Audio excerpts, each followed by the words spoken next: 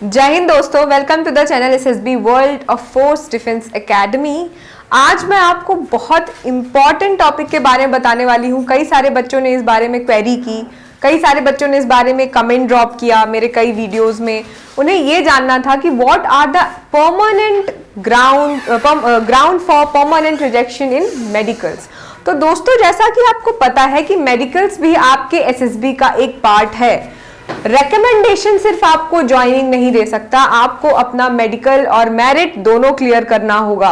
और merit is subject to vacancy and medical has certain grounds. अगर आप किसी चीज में अनफिट हुए और किसी ऐसी चीज में जो मैं आपको भी ग्राउंड्स बताने वाली हूं, उन ग्राउंड्स में अनफिट हुए तो आपको परमानेंटली रिजेक्शन मिल जाएगा from the medical board SMB।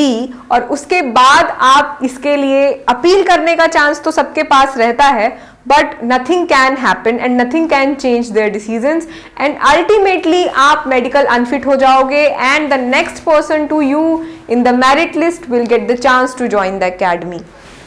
तो इवन दो आप मेरिट में आ गए, बट अगर आपने मेडिकल क्लियर नहीं किया तो आप यूनिफॉर्म को नहीं पहन पाओगे और यूनिफॉर्म कैरी नहीं कर पाओगे। तो दोस्तों, इस तरह से आपको समझ में आ रहा होगा कि अभी तक तो आप सोचते थे कि एसएसबी में रेकमेंड होना है, बट अब आपको समझ में आएगा कि मेडिकल कितना इंपॉर्टेंट होता है किसी भी सिर्फ आर्म फोर्सेस एग्जाम के लिए। तो आइए जानते हैं कि कौन से ग्राउंड हैं जो आपको परमानेंटली रिजेक्शन देते हैं from the medical boards. Let's see the first ground which is sweaty palm. Sweaty palm दोस्तों क्या होता है कि कई बार आपको स्वेट आता है आपके पाम में, आपके फीट में, and continuously that things happen. ये ग्राउंड रिजेक्शन का ग्राउंड इसलिए है क्योंकि जैसा कि आपको पता है आर्म फोर्सेस में you have to use your hand and your feet continuously and you carry weapons, you hold those weapons in your arms hands. आपको रोप क्लाइंबिंग भी करनी होती है। तो इन केस अगर आपकी हैंड्स और आपके पाम्स जो होंगे वो स्वेटी होंगे, आपकी ग्रिप नहीं बन पाएगी, एंड अगर आपकी ग्रिप नहीं बनी तो आप उस काम को पूरी तरीके से अच्छे से नहीं कर पाओगे। इसीलिए दिस पर्टिकुलर फैक्ट और this particular factor has got the ground for permanent rejection. आपको परमानेंट रिजेक्शन टेम्पररी पहले सबसे पहले नहीं दिया जाता है, आपको हर जगह टेम्पररी रिजेक्शन दिया जाता है, बट अपील करने के बाद भी अगर वही सेम कंडीशन रहती है तो आपका टेम्पररी रिजेक्शन परमानेंट रिजेक्शन में चेंज हो जाता है। और दोस्तों, मैं आपको बताना चाहूंगी कि अपील करने के लिए आपको 42 डेज का टाइम मिलता है। कई सारे मेडिकल अपील बोर्ड्स हैं एसएसबी के, उसके लिए मैं आपको एक डिफरेंट वीडियोस प्रोसीजर और मेडिकल बोर्ड से रिलेटेड लेके आऊंगी, बट आज जानते हैं कि ग्राउंड्स क्या क्या है। दूसरा ग्राउंड है फ्लैट फुट। फ्लैट फुट दोस्तों, आप देखते होंगे ध्यान से, अगर अपने आप फुट को ऑब्जर्व करोगे तो you will find an arch in lower side of your feet. अगर आपको वो आर्क नहीं मिलता है and you find that your feet is completely touching the ground without that arch, आपको समझ जाना चाहिए कि you have the tendency to develop flat foot और you already have flat foot. Flat foot वाले दोस्तों लोग जो होते हैं, they have little difficulty in making the balance. वो बैलेंस बनाने में इतने ज्यादा सक्षम नहीं होते हैं और रनिंग में भी दे फाइंड मोर डिफिकल्टीज। और आर्म फोर्सेस में balancing and running is the core work which we get. तो इसलिए फ्लैट फुट आपका परमानेंट रिजेक्शन ग्राउंड है।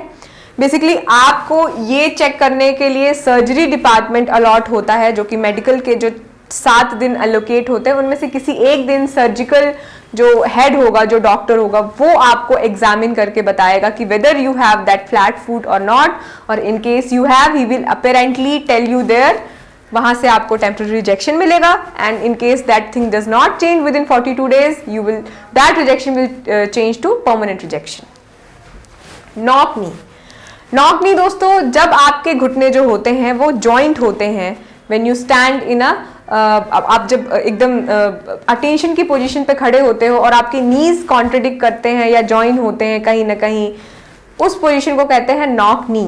और नॉक नी इसलिए ग्राउंड है परमानेंट रिजेक्शन का क्योंकि अगर नॉक नी वाला इंसान दौड़ता है तो कहीं ना कहीं दौड़ने में उसके घुटने आपस में कोलाइड करते हैं, टकराते हैं और उससे स्पीड धीमी होती है और आप उतने अच्छे से दौड़ नहीं पाते हो। तो knock knee is a ground for permanent rejection. Let's come to the next ground which is colour perception. Colour perception check करने के लिए they have a colour book and वहां पे they will turn out the pages, different pages, and there they will say कि आप बताओ इसमें क्या कलर है। तो कलर ब्लाइंडनेस जो होती है, कलर ब्लाइंडनेस आपकी आईज में कोन्स एंड रॉड्स होते हैं जिसकी वजह से आप कलर परसीव करते हो। अगर आपकी उस पर्टिकुलर आई के पार्ट में डिफेक्ट है तो आपका कलर ब्लाइंडनेस करके एक डिसीज आएगा, और अगर वो है आपको तो definitely you are not eligible to join the forces and you will get permanent rejection. तो colour perception leads to wrong colour perception leads to colour blindness and colour blindness is a ground for permanent rejection. Let's come to the next round which is carrying angle of elbow. दोस्तों carrying angle of elbow ये होता है कि आपकी elbow को सीधे करके they will measure the angle. They will measure the angle of your forearm and the elbow angle. तो आपका यहाँ से एक tangent draw करते हैं वो, अगर वो tangent आपके elbow के vertically perpendicular नहीं होता है और 15 डिग्री से ज़्यादा एंगल बनाता है, definitely you are not eligible to join the forces and that is a permanent ground for rejection. दोस्तों कई बार ये जो टेंडेंसी होती है आपकी कैरिंग एंगल ऑफ एल्बो जो होता है 15 डिग्री से ज़्यादा होने की, वो उन लोगों को होती है जो वॉलीबॉल खेलते हैं या हैंडबॉल खेलते हैं। तो ऐसी जगह पे क्या होता है कि आपको उन गेम्स में कुछ ऐसे जेस्चर्स या फिर कुछ ऐसी टेक्निक्स बनानी पड़ती हैं बॉल को पास करने के लिए एक एंड से दूसरे एंड पे, जिससे आपकी एल्बो का जो एंगल होता है करेक्ट एंगल, उससे ज़्यादा आपकी एल्बो टिल्ट हो चुकी होती है। तो दोस्तों ये भी एक परमानेंट रिजेक्शन ग्राउंड है, और ये इसलिए भी आप देखोगे कि जो लोग बहुत दुबले होते हैं उनमें भी ये काफ़ी ज़्यादा टेंडेंसी में पाया जाता है। They are very prone to this factor. तो इसलिए आप अपने आप को प्रॉपरली एग्जामिन करें, डॉक्टर से हो सकता है तो फिजिकल बॉडी चेकअप लें और प्रॉपरली थॉरोली जाने कि कहीं आपको ये 5 थिंग्स तो नहीं है।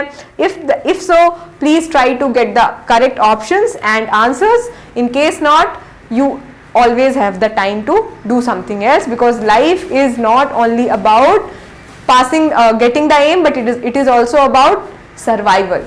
तो मिलते हैं आपसे नेक्स्ट वीडियो में। उम्मीद है आपको ये वीडियो पसंद आया होगा। लाइक शेयर और सब्सक्राइब करना मत भूलिए। जय हिंद।